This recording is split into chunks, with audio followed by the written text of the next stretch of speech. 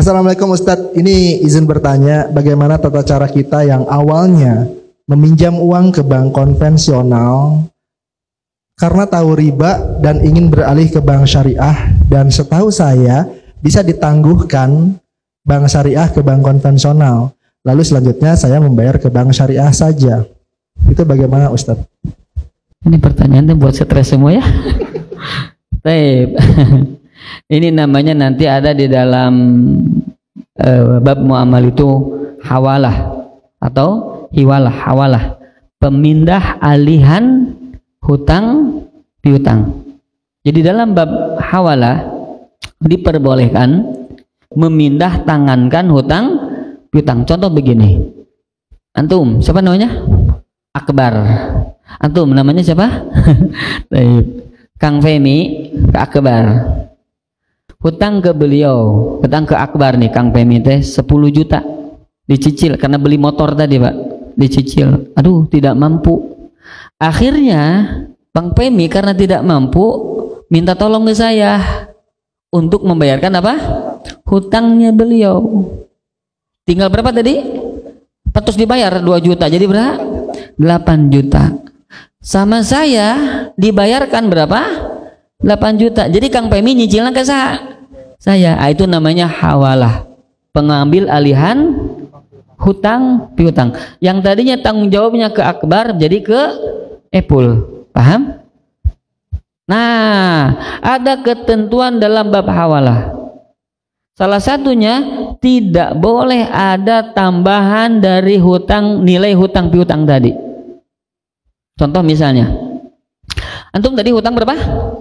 8 juta. Boleh Kang Femi, ku saya ditutup, tapi kas saya jadi 8 juta. Paham? Kenapa itu tidak boleh? Riba. Dia pinjam berapa ke saya? 8 juta. Dibayar berapa? 9 juta. Ada riba di situ? Riba. Paham? Aduh, saya berat ya ngomongnya. Untuk mensiasati itu, perbankan syariah memberikan sebuah aturan adanya hawalah tersebut dengan adanya jasa. Jadi maksudnya jasa itu, jadi misalnya yang 1 juta itu bukan dari nilai 8 jutanya, tapi dari jasa saya ngurus. Misalnya saya ngurus hutang piutang tadi, saya yang ngapainnya begitulah ya, contohnya ngurus administrasinya dan lain sebagainya. Akhirnya ada jasa berapa? 1 juta. Jadi berapa? 9 juta. Itu yang terjadi, dan itu yang sudah ada apa?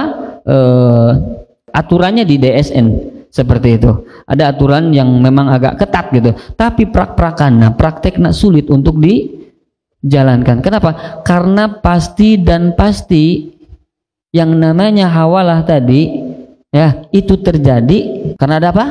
Lebihnya. Bukan lagi ta'awun, bukan lagi tolong menolong dalam rangka memberikan pinjaman, bukan, tapi ujung-ujungnya apa? Ada bisnis. Terjadinya bisnis itu karena ada apa? Hutang piutang, betul tidak? Misalnya tadi saya ngurus ke antum, diurus tadi hutang piutang itu. Kenapa diurus itu dan ada uang 1 juta masuk? Karena ada apa? Karena ada hutang piutang tadi. Saya bayar berapa? 8 juta. Maka kata Rasul, la yahilu salab wal bai', tidak halal hutang piutang disatukan dengan apa? Jual beli. Maksudnya jual beli itu akad muawadot, akad komersil yang pernah kita bahas. Mau jual beli, mau ijaroh, jasa atau apapun itu tidak diperbolehkan. Kenapa? Karena terjadinya jual beli, terjadinya ijaroh itu berdasarkan terjadinya apa? Hutang piutang tadi. Paham? Hutang piutang jadi persyaratan terjadinya adanya bisnis tadi, baik ijaroh maupun jual beli. Paham maksudnya? Baik. Termasuk salah satu contohnya apa? Dana talangan haji, dana talangan apa? Umroh. Akadnya pinjam meminjam.